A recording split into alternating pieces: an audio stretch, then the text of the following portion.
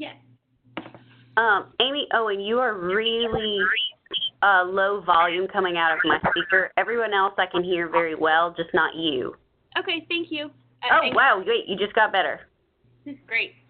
This is Sarah. I'm going to open the public line now, so give me just a minute to welcome people, and then we'll kind of combine the two lines as I sort of kick off the meeting. And Lillian, I'll kick it to you. Okay? Thank you. Good afternoon. This is Sarah Morrison with the State Board. We're glad all of you have been able to join us today for our special called meeting. We were waiting just to make sure we had a quorum of our board members, but we do now, and so it's just a couple minutes after 1:30, and we're ready to begin our meeting. So with that, I will turn things over to our board chair, Lillian Hartgrove, to get us started. Thank you, Sarah, and welcome to everyone who's joining us this afternoon. I hope that my voice will hold out because I've been fighting laryngitis. But I do want to start out by, first of all, welcoming Dr. Al-Shai, who was recently appointed by the governor to be the interim commissioner of education. And I will tell you, Lyle, I know that I personally look forward to working with you during this transitionary period. And we certainly enjoyed a great working relationship with Commissioner McQueen, and we certainly bid her a fond farewell and wish her all the best in her new position, which took effect January the 1st. But welcome, Dr. Al-Shai. Mike Edwards here. Hello? Yes, Mike. We're just doing introductions, and I just welcomed our interim commissioner of education, Dr. Al-Shai, who's joining us this afternoon. So what I'm going to do is I'm going to ask Casey Griffin on our staff to call the roll to establish the official quorum for this meeting. Mr. Cobbins. Mr. Darnell. Mr. Eby. Here. Mr. Edwards. Here. Mr. Ferguson. Here. Ms. Kim. Here. Mr. Kraus. Victoria Harpool here filling in for Mike Kraus. Ms. Tucker. Here. Ms. Hartgrove. Here. Madam Chair, you have a quorum. Did you call Mr. Edwards? I'm sorry, I did not hear. Yes, I did. Okay, thank you. Thank you, Casey. We have a quorum. We are here present and we are duly convened. So without objection, we will move into our agenda. The first item is a statement of necessity, and that will be provided by Ms. Angie Sanders. Hello, Madam Chair and members. Pursuant to Tennessee Code Annotated Section 844-108B3, the Tennessee State Board of Education submits this determination of necessity for its special called board meeting held via teleconference at 1:30 on January 8, 2019.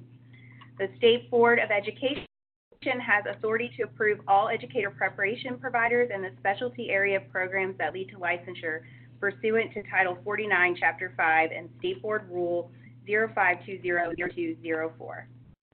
The necessity for this meeting was a result of recent litigation involving the State Board, whereby a court ruled that certain provisions of the State Board's educator preparation policy should have been promulgated as a rule, and therefore State Board of Education could not take action under the policy to approve or deny EPP programs. As such, the State Board is required to move certain provisions of the educator preparation policy into a properly promulgated rule before it can consider any additional action on approval or denial of any EPP or SAP. Further delay in implementation of this rule would cause significant disruption to current operating EPPs who will be up for continuing approval and to preparation programs who will be applying for conditional approval. Additionally, without this rule, the State Board will not be able to act to approve any new specialty area programs for licensure of teachers across the state. Because of the time-sensitive nature of this issue, this special called teleconference meeting was convened to allow the board to review and approve an emergency educator preparation rule, as well as a permanent educator preparation rule and revisions to the current educator preparation policy. In addition, the State Board will also vote on time-sensitive charter school renewal policy and a new policy titled Literacy and Specialty Area Standards for Educator Preparation. As members of the State Board reside across the state, it was determined that a physical quorum of the members cannot be assembled in Nashville for purposes of this special called board meeting. As such, the State Board will meet via teleconference to review this time-sensitive rule and policy revisions. Notice of this meeting was posted on our website along with the agenda and instructions for the public to dial into the teleconference. Thank you. Thank you, Ms. Sanders. Please note that all items will require a roll call vote. Members making the motion and the second, please state your name for the record. We'll move into the consent agenda items. We need a motion to adopt the agenda. Is there a motion? This is Mike Edwards. I move. Mr. Edwards Bobby. provides. Bob Eby, second. Mr. Eby provides a second. Casey Griffin, please call the roll. Mr. Cobbins. Mr. Darnell. Mr. Eby. Aye. Mr. Edwards. Aye. Mr. Ferguson. Aye. Ms. Kim. Aye. Ms. Tucker. Aye. Ms. Hargrove. Aye. Madam Chair, the ayes have it. Thank you, Mr. Griffin. Now we're going to move into our items on first reading. Item 3A, Educator Preparation Policy 5.504. Please state your name. Each presenter, please state your name for the record. Michael Derline, I believe you're up first. Yes, good afternoon, Madam Chair and board members. My name is Michael Derline. I'm the Executive Director of Educator Licensure and Preparation. This first item is the Educator Preparation Policy. This policy supports the updated Educator Preparation Rule, providing detailed information about the review processes for providers and specialty area programs, annual reporting requirements, candidate admission requirements, and requirements in the areas of partnerships and clinical experiences. While there are no substantive changes to the content of this policy, there have been significant changes to the formatting and organization of this policy. But I will be happy to take any questions that you may have. This is Bob Eby. I've got a couple of comments or questions. Please proceed, Bob. Okay. When I read this, it appeared to me that IHE, which I think is Institute for Higher Ed, maybe when you changed it, I did not see that defined. Certainly wasn't defined when it was first used, and I didn't see it defined, IHE defined. So I suggest we might want to do that. And then secondly, again, there's just numerous shall and will, and I think we ought to, get a clarification. Either they say they mean the same or have them all shall, or if they don't mean the same, then explain why they don't mean the same. Yeah, we can definitely address both of those before February. Thank you. Okay, thank you. Let me ask something similar to what Bob just asked. This is Mike Edwards. Are we to assume that when shall is used and may is used, that those are very deliberate intentions? Yes, absolutely. So if, in an example, I can't find it right now, that if a LEA chooses to ignore parts of our requirements, and I think, I think the word was ignore, either the state or the department or the board may withhold their credential. Why would we do that? What would be if they intentionally ignore it, why would we choose to say we may do it?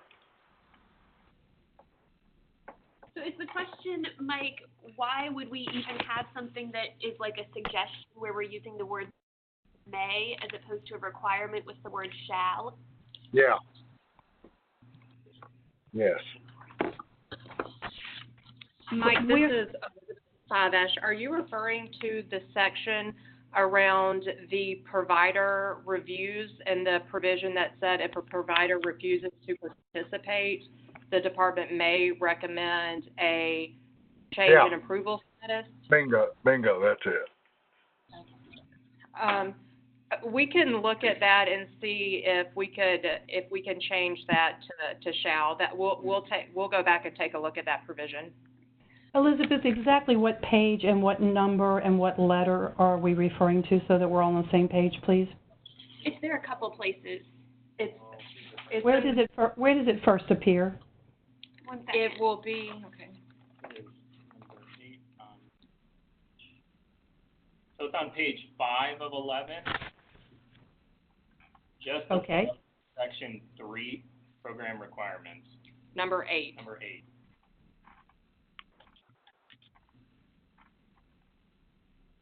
Okay, I see it. Thank you. So you're going to look into the appropriateness of changing it from may to shall? Yes, we'll go back and review and make sure that this accurately reflects what we're trying to convey here. So here, if you decide to stick with the discretion, the may, help us when you do that understand when you would apply the discretion of that, in other words, to allow them to continue. Because I want to understand the standard of application. I want them to understand the standard of application. I don't know if that makes sense. I think it's a great point. Go ahead, I'm And sorry. we will keep it at May. We will absolutely do that. I don't know that I want to go back and take a deeper dive into what situations might arise that it would require that May. So if we we will certainly come back prepared to speak about the different conditions and situations that may arise. Absolutely. Thank you so much. Thank you. Are there any other questions or comments before we move into a motion? Is there a motion to approve item 3A? This is Bob. I move to approve item 3A. Thank you, Mr. Eby. Is there a second? This is Gordon. I'll second the motion. Mr. Ferguson provides a second. Any other discussion? Casey Griffin, would you please call the roll? Mr. Cobbins. Mr. Darnell. Mr. Eby. Aye. Mr. Edwards. Aye. Mr. Ferguson. Aye. Ms. Kim. Aye. Ms. Tucker. Aye. Ms. Hargrove. Aye. Madam Chair, the ayes have it. The ayes have it, and the motion is approved. Thank you, Michael, and I know you're up next for item 3B, Literacy and Specialty Area Standards for Educator Preparation Policy 5.505. Thank you. This is a new policy, and much like we did with the Tennessee Instructional Leadership Standards, I believe, last summer, this policy pulls out all standards that are applicable to specialty programs, so the literacy standards, what we call the specialty area standards. Again, not a significant number of changes here. There are 2 sets of standards that are new. One set is the K-6 elementary teacher preparation standards. There was a gap in preparation standards nationally in the area of K-6 when one of the specialized professional associations no longer produced the standards. CAPE stepped in and created those standards, and we're recommending adoption of them for the K-5 programs in the state. And then a second set of standards, the CEC initial specialty set for deaf blindness, which I believe were previously missing for the special education hearing endorsement. I'd be happy to take any questions you may have on this new policy. Michael, this is Bob. Oh, go ahead, Bob. Go ahead. No, you please go ahead. I have a question on page 32, item 2, reading specialist, B2 2, EPPs recommend candidates for the reading specialist endorsement to have at least 3 years of experience as a licensed teacher. Yeah. Can you share a little bit more about that and what it struck, because here's where I'm coming from. When I read that, it struck me, we made a change not too long ago when it comes to making recommendations for teachers, educators to enter into the Leader Prep program. We changed that from 3 to 2 years. At first there was a recommendation to change it to 1. But then we made a compromise on 2. And so I just found myself saying literacy is critically important. I get that. I understand that. But help me to understand why 3 as opposed to perhaps something like 2, especially for someone who's demonstrated a desire and great strengths in literacy. Sure. I actually think that's a great question. This is carryover. This was not a revision. I know. Yeah, this is one of those items I think we could definitely revisit and should revisit related to this reading specialist position between readings. Right, I realized it. Yeah, thank you, because I know it was not a revision. I know that that's not the case, but I thought it would. Here's an opportunity to just bring it to your attention. So I'm pleased to hear you'll take a look at that. Thank you. Bob, did you have? Thank you, Bob. Did you have a? Yeah, I had a question or comment. As I read through this, I was struggling with how the 2 literacy standard and the special area program standards link together. In other words, I'm reading all this about the literacy standards, what's needed there, and then it jumps right into these specialty program standards, and I didn't know if the candidates had to meet all the literacy standards at the same time they meet the special program standards, or if one is applied to one, one's applied to the other. And so I think they have to meet, I think all the special area programs have to also meet all the literacy standards, and it might just be helpful to put a paragraph at the very beginning that says, how those literacy standards and the special area program standards are linked together. Yeah, Elizabeth just reminded me that we did have something in the rule that we may be able to use. That's a good suggestion, because programs are designed with both sets of standards kind of interwoven throughout the program. So we would not approve a program if it did not demonstrate alignment to both sets. Well, that's what I thought, but I couldn't pick that up by reading it. So just like I say, an upfront paragraph or something that explains that would help. Okay, that's all. And Michael, there's one other little minor thing that I noted on page 34 that I forgot to mention at the top of the page, the first line, 2 candidates, that is repeated twice, so it's just a grammatical, or actually a typing error, I guess. That is duplicated, minor. Great, thank you. Sure. Any other questions or comments? Okay. Is there a motion to approve item 3B?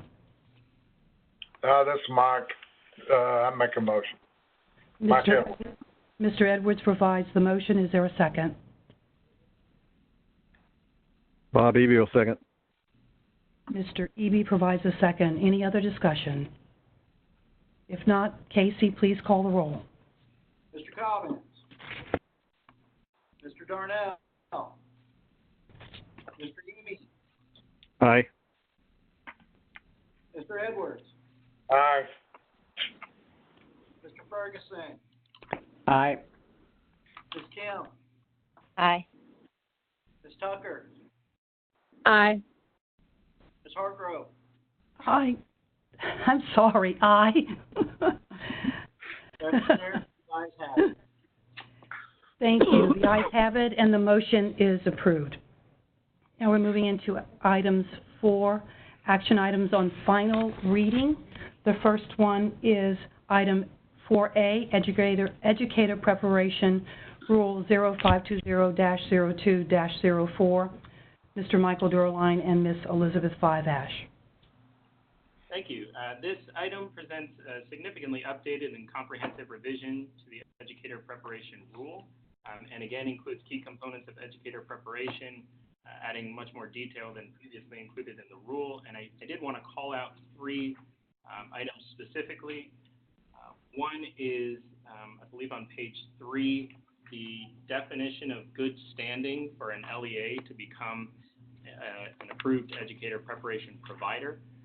Previously in that rule, it did not include any sort of parameters around which we would require an LEA to be in good standing in order to even apply to become a provider, and now there's much more specificity there.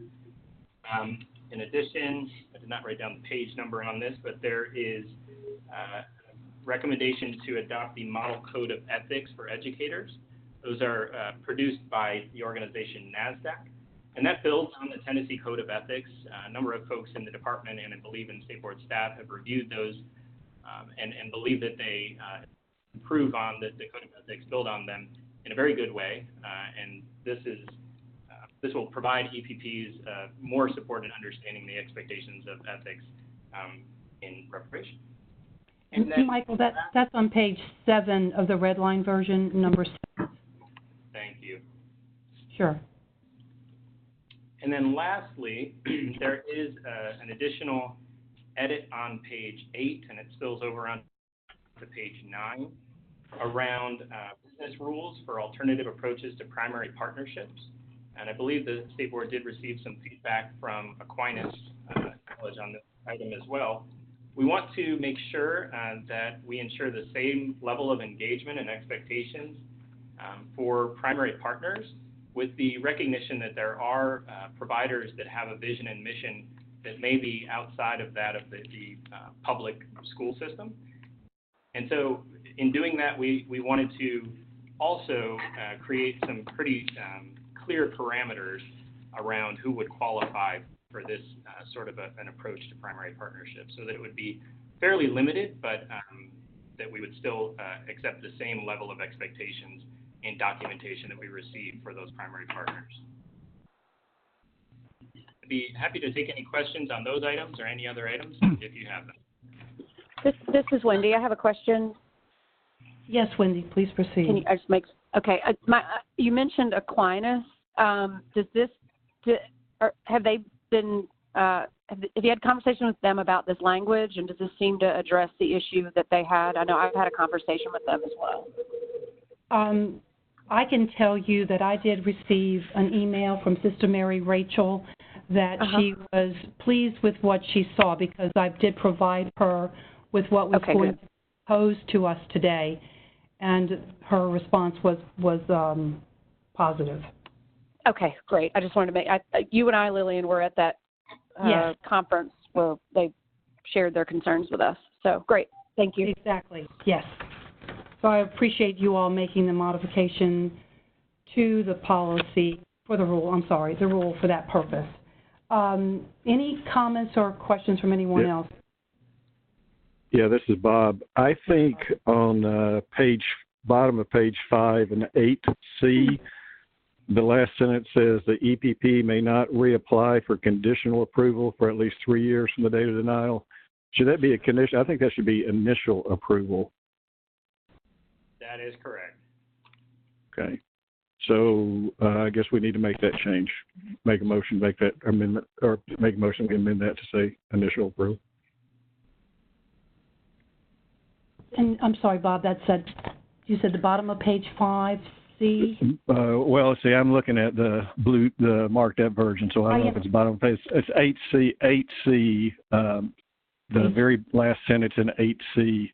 The EPP may not reapply for conditional approval for at least 3 years. That should say may not reapply for initial approval for at least 3 years. So on the clean copy, that's on page 6, item C near the top under denial of approval. Okay, so we have a motion by Bob Eby to modify the language. To amend the language. I second. We have a second by Mr. Edwards. We need to do a roll call. Mr. Griffin, would you please provide the roll call to accept that amendment? Mr. Cobbins. Mr. Darnell. Mr. Eby. Aye. Mr. Edwards. Aye. Mr. Ferguson. Aye. Ms. Kim. Aye. Ms. Tucker. Aye. Ms. Hartgrove. Aye. Madam Chair, the ayes have it. Thank you. The ayes have it to approve the amendment on page 5C. AC, I'm sorry. Now, we need a motion to approve unless there's any further discussion. We need a motion to approve. Madam Chair, this is not the time to ask this, but I'd like to put it on for some time for us to discuss. And it's just a discussion item. If an EEP is required to get a partnership with an LEA, if you look around the state, a whole lot of these are on the Tennessee border. I assume that we could not use an LEA in Kentucky or Georgia or Arkansas or Mississippi or, there's a lot of these colleges that are right smack dab. They don't have a lot of LEAs around them in Tennessee. So I'd like to sometime talk about if we can do that and what it would take if we wanted to get into that. This is Michael. I would just say kind of in response to that we are currently in the process of collecting primary partnership agreements from EPPs. They'll be due just within a month here.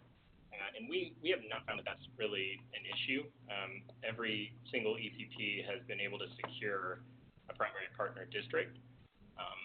I think maybe more of a possible issue is the other way around, that there are likely many districts in the state that don't necessarily have immediate access to an EPP in their region. And that is something that we're certainly concerned about and would like to think about ways to improve that. But I don't foresee the issue that you're raising being a very significant one at the moment. Okay. Press on. Any other comments before we move into a motion to approve item 4A? Okay, is there a motion to approve? This is Gordon. I'll move for approval. Mr. Ferguson provides the motion. Is there a second? Second. This is Bob. Good, Mike. Go ahead. Mr. Edwards provides the second. Any further discussion? Casey Griffin, please call the roll. Mr. Collins. Mr. Darnell. Mr. Eby. Aye. Mr. Edwards. Aye. Mr. Ferguson. Aye. Ms. Kim. Aye. Ms. Tucker. Aye. Ms. Hartgrove. Aye. Madam Chair, the ayes have it. The ayes have it, and the motion is approved.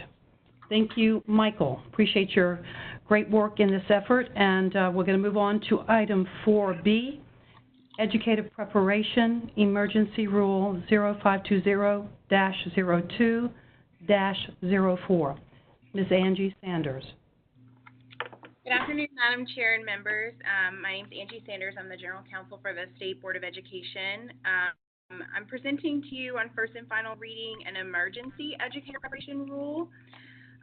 Pursuant to TCA 45208A1 and 3, the State Board must act to promulgate an emergency rule to establish the standards whereby the State Board can approve or deny any educator preparation program that applies for approval within the state.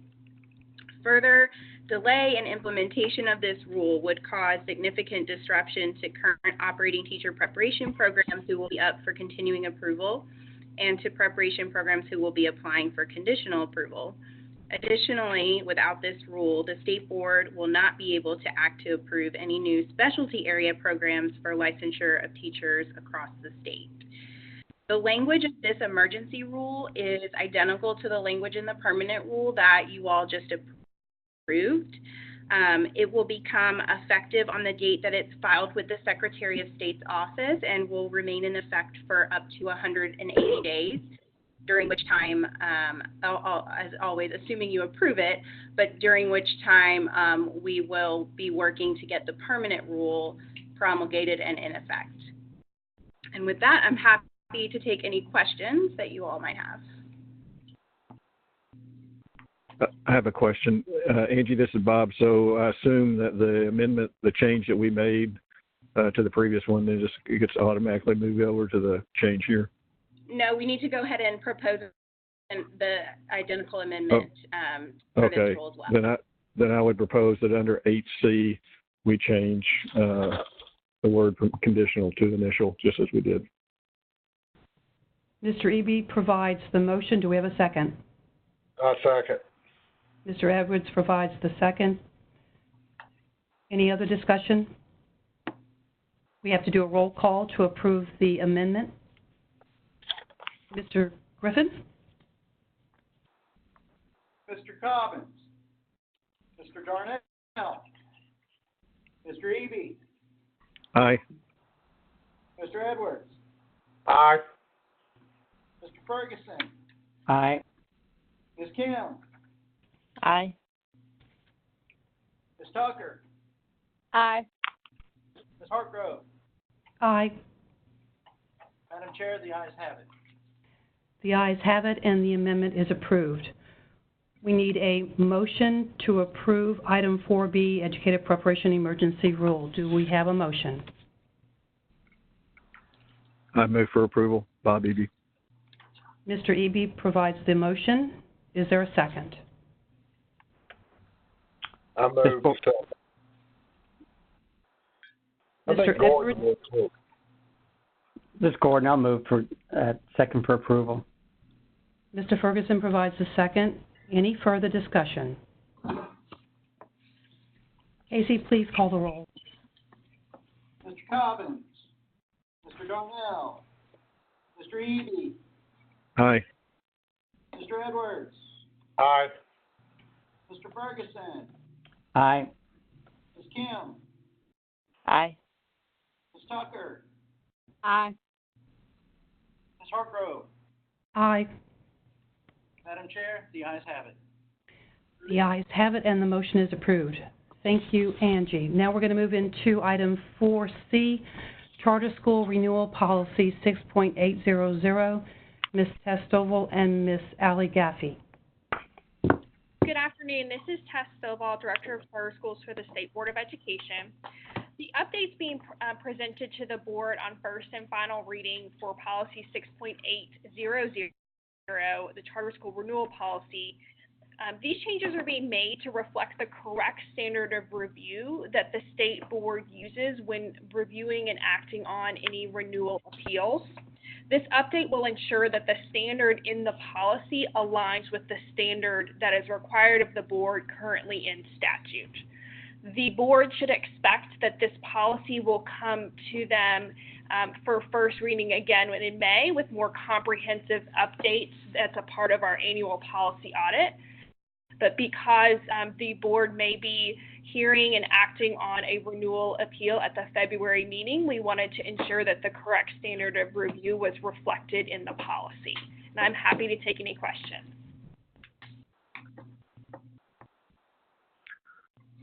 This is Bob. Yeah, I actually have had some conversations with Tess and Angie. There's some things that need to be cleaned up and changed, but I'm good with this. And then when we come up in May, I think we'll have some changes in there at that time. That's correct. Great. Thank you, Bob. Any other comments? Is there a motion to approve? This is Wendy. I so moved. Ms. Tucker provides the motion. Is there a second?